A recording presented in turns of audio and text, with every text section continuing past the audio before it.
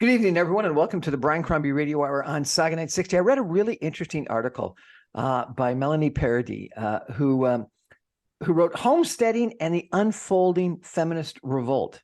The Unfolding Feminist Revolt. And I thought that was kind of fascinating. And the article is really quite interesting. So I thought I'd check in with her and see if we could interview her, and she agreed. And so she's here today. She's got a really interesting background. She's currently president of Texture Communications. And so she provides speech writing, communications, media advisory work to people. And she's been doing that for quite a while. And in some very senior political posts, where she did this actually in the office of the leader of the official opposition in the Parliament of Canada at one point in time, and in numerous other places as well that we might get into with the Progressive Conservative Party and Macmillan Vantage Policy Group, etc. She's got an honors BA in Global Studies and Political Science and a master's in Rural Planning and Development. Rural Planning and Development. That sounds interesting. Rural. So, Melanie, welcome to the show. Thanks so much for having me, Brian. So I was really intrigued by this article. What motivated you to write an article about the feminist revolt? Well, I've just been seeing so much on my social media feed about homesteading and bread baking and just these traditional roles that women played that were revered decades ago, but have, in recent times and more modern times, have been frankly looked down upon. And there's this sort of resurgence that's happening amongst specifically younger women who are in many respects going back to these traditional ways and finding a lot of value in them. And I thought that's really interesting on my social media feed. I don't really know what else to do with that. But then more recently, we've been seeing a lot of shifts in the polls, in the political polls, specifically with women. In the past 2 years alone, the Liberals have dropped 17 points with women in this younger age demographic. I'm talking about 18 to 54-year-old women. They've significantly lost their vote share. And I was really interested in looking into why that is, and found that there's a lot of overlap, really, between what we're seeing on social media with this kind of homesteading trend, this growing your own vegetables, baking your own bread, staying at home with your kids, and what's happening in the polls. So that's why I ultimately wrote this piece, is I wanted to dive into what's going on. And so what do you think is going on? A lot. And so this article barely scratches the surface. I think a ton more research needs to be done into millennials and into the generation that's coming up after millennials, in order to understand why there's this sort of pivot back towards more traditional roles, and a bit of a pivot to wanting to be home more with their kids. I also think that COVID played a massive role in this, because all of a sudden you had a huge percentage of the population back at home. They had to be home. Kids weren't in school. Parents were having to, help their kids with their virtual learning. They were hearing what their kids were learning in class. Some of them weren't too impressed with it. They were really changed parenting significantly. And I think that a lot of young parents looked at what their life was like before COVID, the hustle, the bustle, the crazy schedules, the long commutes, and compared that to their life during COVID, which was obviously an incredibly stressful and terrible time for many, and including for parents, because it's really hard. But you're saying they liked it. I think there were elements of it that they liked. Elements of it, of course, like not the being forced to stay home part, but I think that they realized, maybe this isn't something that we want to do 100% of the time every day, but if there's a way to afford financially, because this is another part of the equation, is can you afford this? There's a way for us to stay at home a bit more, spend more time with the kids. There's a lot of enrichment in that. And that wasn't really a conversation that people were having at a societal level until COVID forced it upon everybody. You put this into sort of a generational perspective, and you said 50 years ago, women started working outside of the home, and people have talked about sexual liberation, the pill, women's liberation, obviously the right to vote, but then equal pay. Are you suggesting that those things went too far, or People didn't No, appreciate them as much as they should have appreciated them, or what are you suggesting? I think that those were all great things, but they weren't necessarily all for everyone. And I think that's really what we're starting to see here is this question of choice, the ability for women to work outside the home, to, become the breadwinner. Those are all great things. Equal pay, like these are amazing things. But there's still going to be a segment of the population who isn't served by that, who is happy to see their peers, other women, go out and do that, but they would like to feel similarly encouraged to follow their own passion, if that is staying at home with their kids or staying at home more often with their kids. And I think the inflection point that we're at right now is for so long, for generation, for a solid generation anyway, women have been told that this is the only option, that you have these rights now. Congratulations. Now you have to go out and use them. And there are some women who are saying, well, wait a minute, you know, I still want to be with my kids. And maybe that's not a forever thing. Maybe that's a 5-year thing. But I don't want to be looked down upon by society if I make the choice to stay home with my kids for the first 5 years of their life, or the first 8, 10 years, whatever the case may be. And that hasn't actually been an option. So what I'm arguing is that this generation in particular, it's not that they aren't grateful for, and I should say we, because I'm part of it. It's not that we aren't grateful for all of the rights that have been afforded to us. We are. I think we just also want choice to pick a more traditional life if that's what we want. You wrote, but for decades, we were also told feminism meant we were heavily discouraged from staying home, as if it betrayed the sisterhood. Then weird things started to happen. Society told us to further and further delay when we'd have kids so we could spend all those important years building our careers. But now it's harder to get pregnant because we're older. It's also harder to find a childcare spot and harder to afford a home. Today, even if you want to have kids before your fertility clock starts ticking, you likely can't afford it. That is the economic situation that we're in right now. It's really difficult for this generation. Who was telling you that you couldn't stay home? Society? It's a societal thing. It's not that there's any one particular politician who's saying you got to get out of the kitchen, you got to get back to work. Although we are seeing a lot of policies that incentivize that encourage women to get out of the house and go back and join the economy. But really, it's a societal expectation. Like when you look at the shows that we watch on television, when you look at our culture, right? The images that are being portrayed to us, and the things that we're trying to attain, whether it's in magazines, movies, whatever, these are all like high-powered women who have gone on and become like successful lawyers. And again, I want to emphasize, these are great things that women are doing, and they should keep doing that. All I'm advocating for is that women deserve to have the choice to feel valued in choosing not to become the high-powered lawyer, choosing to pause their career for a few years, if that's what they want to do, to stay home with their kids, because that brings them joy and they feel a lot of value in doing that. And I don't think that has been effectively encouraged by our society, by our culture for the past few decades. So I've interviewed a couple of people, a couple of females who are sort of arguing that society in the last decade or two has not allowed females to be feminine, and they're arguing that there's this need for females to be able to be feminine, and at the same time, frankly, for men to be more masculine, and that society has tried to make males more feminine and females more masculine, and that's sort of one trend that they're combating, and that females. Some females, not all, but some females want to be feminine, want to be not taken care of, but want to have the door open, want to have the dinner bought for them, et cetera, et cetera. And then I've had some interviews with people as well about a whole thing that I've never heard of, about the stay-at-home girlfriend, where there's not even a housewife, but a girlfriend, not a wife, but a girlfriend that wants to stay home and take care of the house. Are those things that you're seeing as well? Absolutely. Yeah, the stay-at-home girlfriend trend is really just people aren't getting married as quickly as they used to. So I think that's just a side effect of not getting married quickly.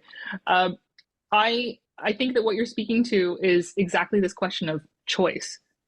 This generation of women want to have the choice to go either way, to either be, successful, career driven, or to be, or somewhere in between, right? Like there's multiple options here, and the challenge is those options have not been effectively made available to younger women, and they've not been reflected in our culture. So social media is starting to reflect that. So now we're starting to see female social media influencers who are doing these things. It might not be in the movies yet, but culture is being reflected on social media now as a different platform. And so we're seeing them dress more femininely, practice traditional things like baking, canning. There's a lot of gardening that's going on. During COVID, we called them victory gardens, just like they were called during the war. And a lot of that has continued since COVID. If anything, I think it's increased significantly because people have realized that this is something that they get a lot of joy out of and a lot of personal value out of. And that value piece is important because when you think about when you were in school, you got a grade, and that grade told you what like the value of your work was. When you're employed, the value of your work is often reflected in, your salary, your bonus, whatever the case may be, your promotion. But when you're at home, it's harder you don't have like someone giving you a report card or a bonus. You have to find value in the work that you're doing at home. And I think a lot of women are increasingly finding that value in making things for themselves, in growing things for themselves, in baking. And that's something that we should be happy for them. Was it society that was sort of encouraging females to go to work, or was it other females? Was it the feminist movement? I think the feminist movement has become part of society. You have these big cultural shifts that happen, and then society absorbs that. So they're effectively like one and the same initially. And the feminist movement was and continues to be important for a lot of reasons, especially around income equality. Obviously, I think that women should be making the same salary as men if they're doing the same work. That's pretty simple. It's still not happening, unfortunately. But likewise, the work that women and men do at home isn't really respected in the way that it was 50 years ago, perhaps. And so, again, it comes down to this question of choice and options in this particular generation and the one that's younger than us. So millennials and like the Gen Z that are coming up now, they really want options. And those options have not really been available until very recently. Fascinating conversation, interesting conversation with Melanie Paradis, who's written this interesting article about wanting to stay home, and that society is sort of been combating that, and that females more and more want to stay home and as she describes, bake bread and tend to gardens and take care of kids. Interesting, and that it's changing our politics. And so maybe we'll take a break for some messages and come back in 2 minutes and ask Melanie how she actually thinks it's changing our politics, because that's an interesting supposition and trend and conclusion. Stay with us, everyone. Back in 2 minutes.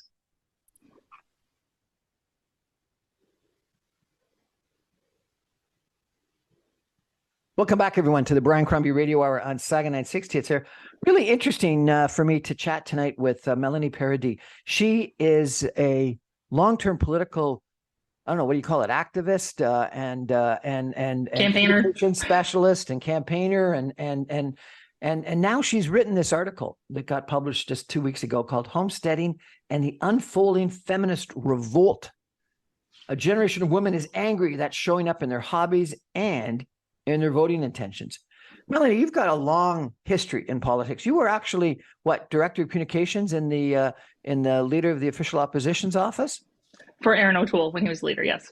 Like you've had the jobs that like C.J. Craig, my hero, yes, West Wing, and some pretty high powered, important positions. And now you're arguing that we should be baking bread. You know what? I will say that both COVID and having a child changed a lot of my perspective on things. And I was pregnant during the time when I was serving in the office of the Leader of the Opposition, which was very challenging. Um, and I felt like after I had my son, there was an urgency to get back to work, and I really wanted to be with him. And when Mr. O'Toole's leadership came to an end, I was on maternity leave at the time, and I had a choice. I could go back to the hustle and bustle, or I could try to carve my own path. And ultimately, what I decided to do was start my own business so that I could be at home with my son and control my schedule a lot more. Now he's 2.5. He goes to daycare during the day, so I have my freedom to do work during the day. But I love, again, that freedom that I can be there for him if he's sick, if he needs me for something. I get a lot of personal joy and satisfaction out of my time with him. And I think, and a lot of the moms that I talk to feel the same way.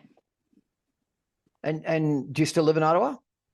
No, we live in Belleville, Ontario now, in a wonderful small town community that I often describe as a Hallmark Christmas movie. Would it be more difficult to make the choice that you're making if you were still in the hustle and bustle of the nation's capital or on Bay Street? I think that the pressure certainly would be higher, both societally, but more importantly, economically. The economics of moving to a small rural town, Belleville is a city, but we're in a much more rural area, makes it a lot more affordable to be able to make the choice that we did to spend more time with our son. It's a lot harder to do that when you absolutely need to have two high net income earners to live in downtown Toronto to be able to afford that lifestyle and just the cost of housing. Or likewise in Ottawa, which isn't that, it's not like it's that much more affordable than Toronto is. You've got an undergraduate, you've got a graduate master's degree. You worked with Macmillan Vantage, which I think is a fairly well thought of, downtown, public policy, government relations consulting group. You worked, you were the director of communications in the Leader of the Official Opposition's office. You did these things at the most senior level. Why'd you give that up? Well, I haven't really given it up. I still, and my clients are CEOs and executives who want to write thought leadership pieces and get them published, who want to work with the media and who want to deliver really good speeches. So I'm definitely still a part of it, but I'm doing it at my own on my own schedule, at my own pace, and I'm incredibly privileged to be able to do that. I often pause and think of women who have not had the opportunity to get like the education that I have, or have the experiences that I've had in my career, who can't afford to make the choices that I have. And I think that speaks to part of the challenge that this generation faces. Is there's a lot of women who want to be able to spend more time with their kids, to have more kids. We know statistically that Canadian women want more kids than they're having. But they can't afford it, especially right now in this affordability crisis. And that is such a tragic thing for women to be missing out on.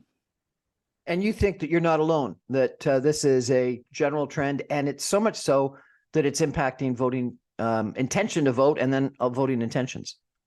Yes. So the Angus Reid Institute makes available their gender by age graphs, which, for someone who's not a statistician, basically what this tells us is what women in a certain age group are, what their vote intentions are. And so the age groups that I was interested in for this piece are 18 to 34 and 35 to 54. The Liberals continue to have a lot of resiliency with women who are over 55. Those women statistically in Canada are by and large voting Liberal. Where the shift has taken place is the women under 34. So these are women who are they're the largest demographic on Instagram, for example. So they are seeing all these social media trends. They're participating in the social media trends that I'm talking about, and they are they're engaging with that content. And we've seen in the past 2 years alone. So in 2021, during right before the last election, 40% of women 35 to 54 intended to vote Liberal, according to Angus Reid Institute. Now, just 23% do, because they just did this poll again right before Christmas. That's a 17-point drop. That's enormous. And even in the younger segment, so 18 to 34, we're seeing something very similar. So 24% of those voters were going to vote Liberal in 2021, and now it's just 15%. Those are significant shifts. And what's interesting is, I initially thought when I saw that, okay, a lot of this vote share is probably moving to the NDP, because you just make the assumption, younger female voters, they're going to shift left. But that's not what we're seeing. The NDP numbers in this age group has been flat. Instead, we're seeing an increase with the Conservatives and the vote intention for them. So these women, they're up 11 points in the 18 to 34 demographic, and up 8 points in the 35 to 54 demographic. That's a big shift for the Conservatives. So is it policy related? So I actually think that when you see these like macro trends in society, they have a lot less to do with policy. I don't think that the average Canadian voter, I hate to say are low information, but that's what in the polling world and in politics we refer to people who don't pay a ton of attention to politics as low information voters. Whereas the people who like watch the pundit shows on CTV, for example, every night, those are high information voters. The average Canadian is more low information. So I don't think that they're paying attention to policies at all. I think that they're living their lives and they're being affected by the affordability crisis right now. They want to see change. They're frustrated with the options that are available to them. And they, in this particular case, these women are frustrated that they have to just keep working harder and harder in order to make enough money to get by. And that's taking them away from their kids and from the things that matter to them at home. And some of them are saying, I don't want to do this anymore. Like, I want the choice of being able to afford to spend more time with my kids. And there's two ways to do that. So I dive into this a bit in the piece, but one of the ways to do that, as my son walks in, one of the ways to do that is to, hi, sorry, everyone, my child has,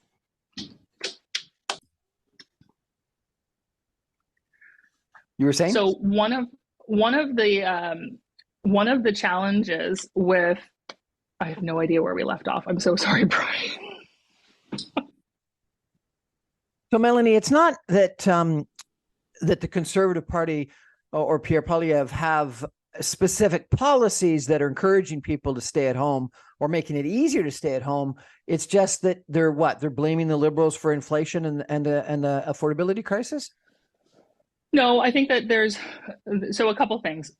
In terms of policy, it's more of a tone in what the Conservatives are offering, which is really to get out of your way and to allow Canadians that freedom of choice to live your life the way that you want to live it, and not let government be an impediment to that, and to improve the affordability situation so that you can afford to actually do that. I think that's the biggest draw. And in the article, one of the things I write about is the reason why I see this as a shift to the right. Obviously, the polling backs that up, but these values at their root are libertarian values, which are a traditional part of the Conservative coalition. So libertarianism is really about wanting that freedom to live your life the way that you want to live it, take care of things for yourself. So these are like the people who are like DIY, right?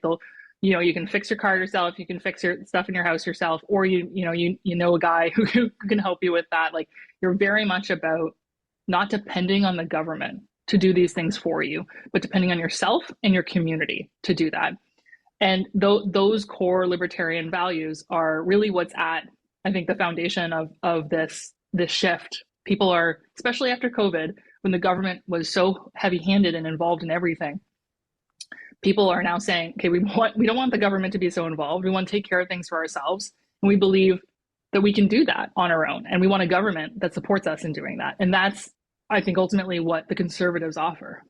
So that's interesting. When I first read your article, I thought what you were going to be arguing is that there was a shift to sort of traditional social conservatism. And when I took a look at Aaron O'Toole, I think one of the things that damaged him was that social conservatism part of the Conservative Party, and that some of the population reacted negatively toward that.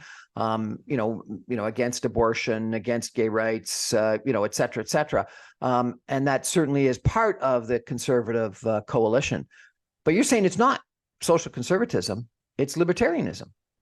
At its root, that's ultimately what this is. It's that desire to take care of things for yourself and to not be dependent on the government. I will say that one of the social media trends that I'm seeing that is adjacent to this whole homesteading, bread baking, those traditional roles, there is a lot more. I'm seeing an upswing in like Christian values and people who are also incorporating their religion into the work that they're doing at home.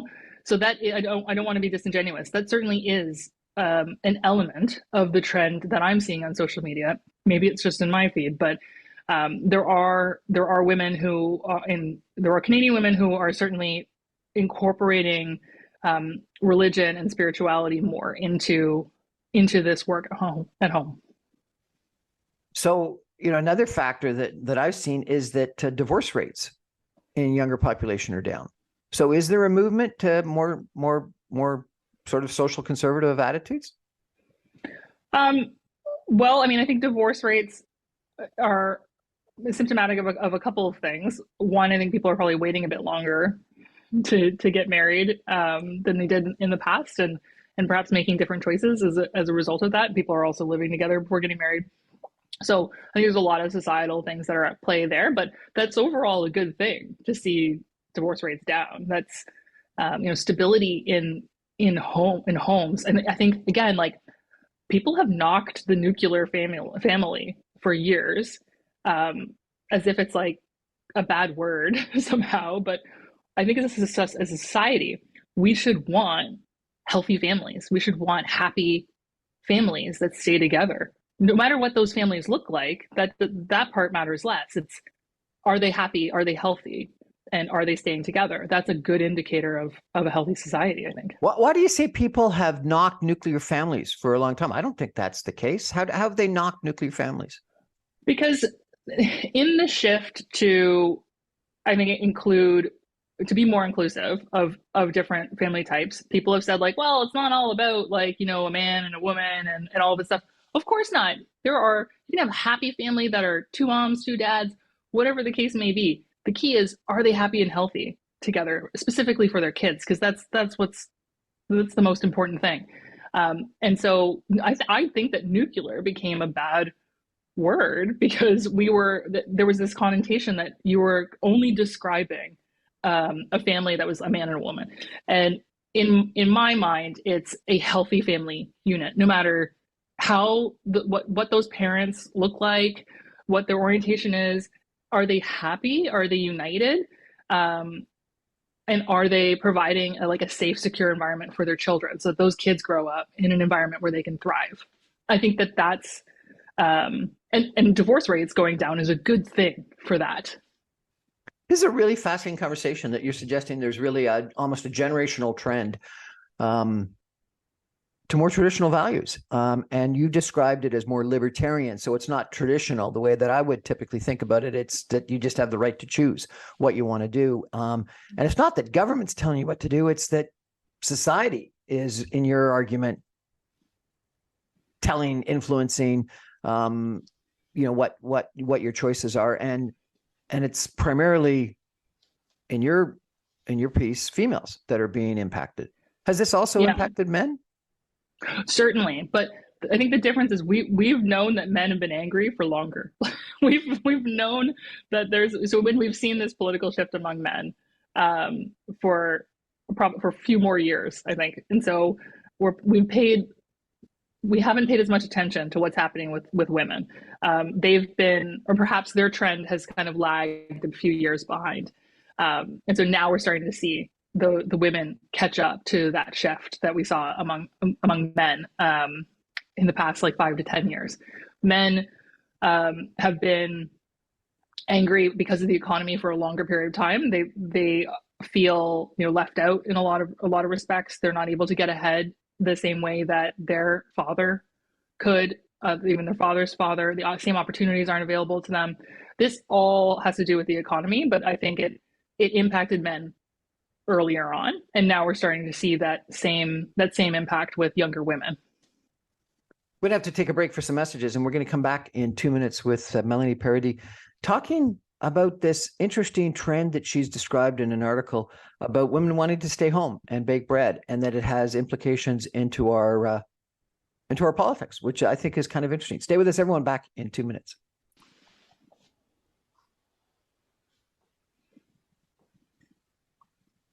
Welcome back, everyone, to the Brian Crombie Radio Hour on Saga 960. I'm chatting tonight with Melanie Paradis. She's got a long history in politics. She was the director of communications for Aaron O'Toole when he was the leader of the official opposition. She's worked in public policy and speechwriting and communication strategy, both with big firms and now on her with her own firm.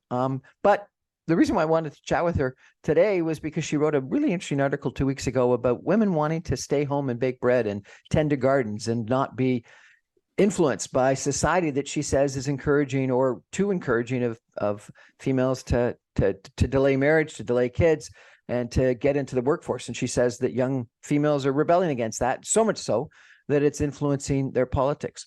Melanie, you also mentioned something that the left had somehow alienated females by being so extreme in their position. Can you explain that, please? So absolutely, it's not just the political left, as in politicians. It's the broader left apparatus, including like environmental groups. So, for example, very recently there was an environmental NGO out of the UK that gave an award to Prince Harry and Meghan Markle for their decision to only have 2 children so as to reduce their carbon footprint.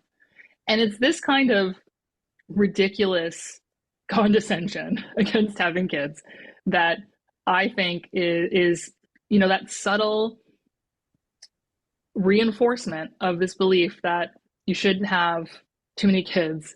Your value is outside of the house. It's at work.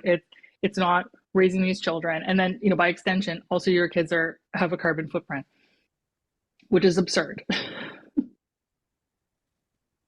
I had the opportunity a couple of years ago during 2 conservative leadership campaigns ago to interview Aaron O'Toole when he was campaigning to become leader.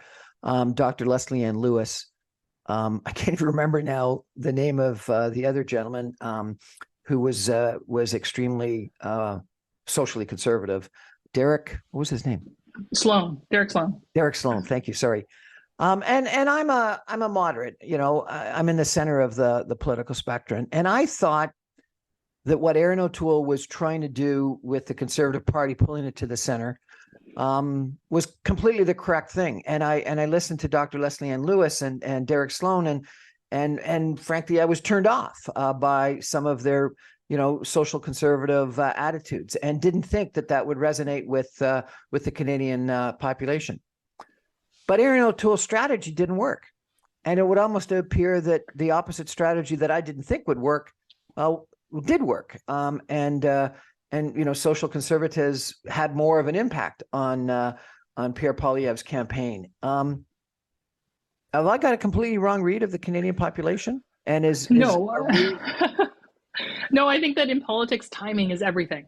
So again, when we look at the polling from back in 2021, we weren't seeing this trend with women. We were seeing it with men, certainly. Men were shifting more to the right. They were becoming more libertarian, but we weren't seeing this happen with women yet. This is a very recent shift that has happened really just in the past 2 years. And it's a dramatic shift, frankly. I mean, 1 or 2 points, that's not a big deal, but 17 points is a huge shift. So when we see, young women and their vote intentions in 2021, when Aaron O'Toole was running, 40% of them were going to vote Liberal, and now 23% of them are. That's a big difference. And so I don't think that you are off base. I think that timing is everything. And it's really difficult in politics to keep your finger on the pulse of what's happening at a societal level And it's why political parties invest so much in polling, so that they can try to understand what's happening with their target voters. But with young women in particular, I actually don't think that the political parties have been polling this segment effectively. I will give the Liberals a bit of credit. I think that they've noticed the shift, and that's why. But they didn't understand it. They noticed that a shift was happening, that they were losing their share of the vote with younger women, with I'm going to say like young mom aged women. And so they started throwing policies like $10 a day daycare out there. They bet the farm on $10 a day daycare and couldn't understand why that didn't win all those women back. And again, because the polling isn't really scratching below the surface and really understanding what's happening here. Those women aren't satisfied with $10 a day daycare because they want options. They don't just want the one track of $10 a day daycare, which is like, take your kid to a daycare center that's only open from 9 to 5, and there's going to be like 20 to 30 other kids there.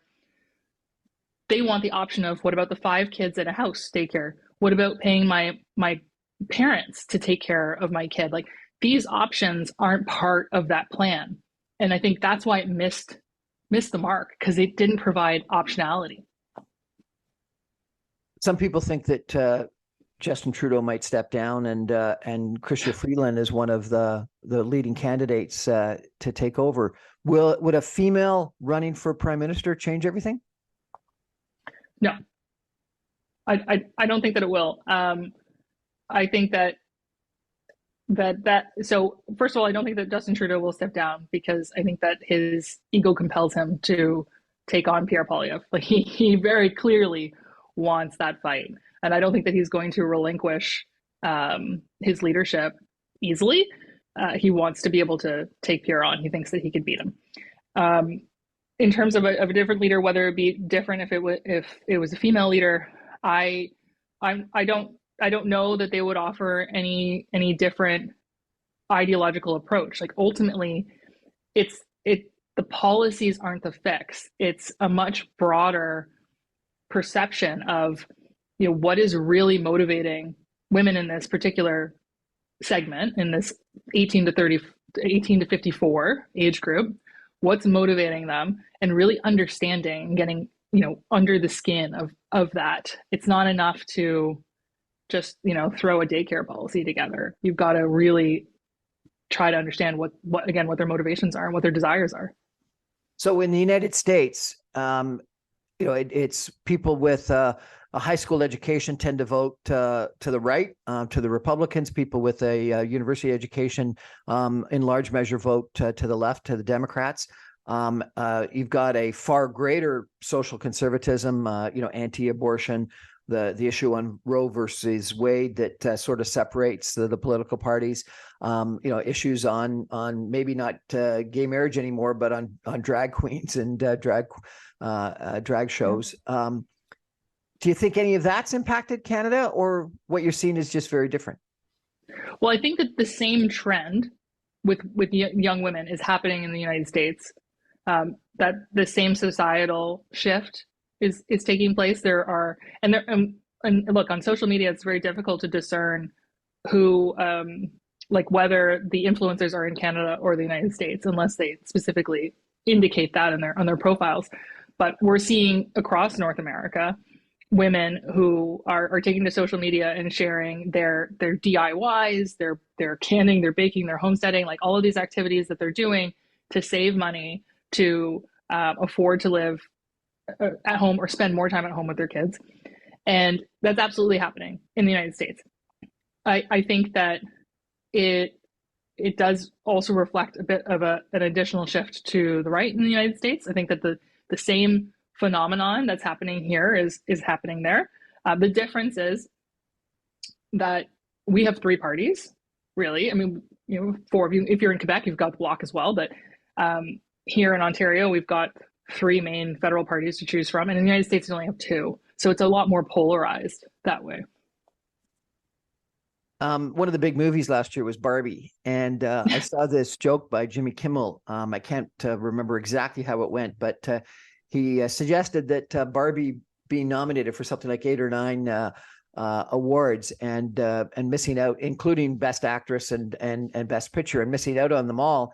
And he said, but wasn't that what the movie was all about? That females were being ignored in the patriarchy. Barbie seems to almost be the opposite of the trends that you're talking about. Barbie was all about females objecting to traditional roles. Not necessarily objecting to traditional roles, but instead choosing choice and wanting to have the options to be mom Barbie or to be corporate lawyer Barbie, that you could be whichever Barbie that you wanted. And I think that message definitely does still resonate. The key is having options, and that hasn't really been available until recently.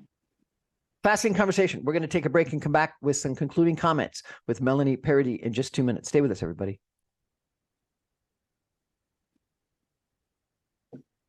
Welcome back, everyone, to the Brian Crombie Radio Hour on Saga 960. I'm having an interesting conversation tonight with Melanie Paradis. She is a long-term political communications expert. She runs her own public policy communications firm right now. And she's written a really interesting article that suggests that females today are objecting to sort of the feminist movement and this encouragement to delay marriage, delay kids, and work, and that they want to, or some of them want, a more libertarian, multiple choice opportunity to stay at home and bake bread and take care of the garden. It's fascinating. Melanie, I want to ask you, if you were advising first Justin Trudeau and then second Pierre Poilievre, given this trend, what would you tell them to do differently? Well, the biggest factor is the economy and affordability. I think that the frustration that so many Canadians have, including women in the 18 to 54 demographic, is they don't have options because they can't afford them. And that becomes very restrictive, and it can feel isolating. And so first and foremost, our elected officials need to do whatever they can to help fix the affordability crisis. So that's making Canada more competitive. That's getting more houses built. That's working on the price of food. All of these things that make it easier for people to afford to live the quality of life that we have come to expect in Canada, and to actually attain that Canadian dream that seems to be evading a lot of people right now. I think that's the biggest thing. The second thing that I would advise, specifically Justin Trudeau, is they really need to start listening more. This is less of a conversation about like talking at Canadians about all your policy ideas, and more of really listening to the challenges that people are facing, including women, and the difficult choices that they're making and how that's impacting their lives.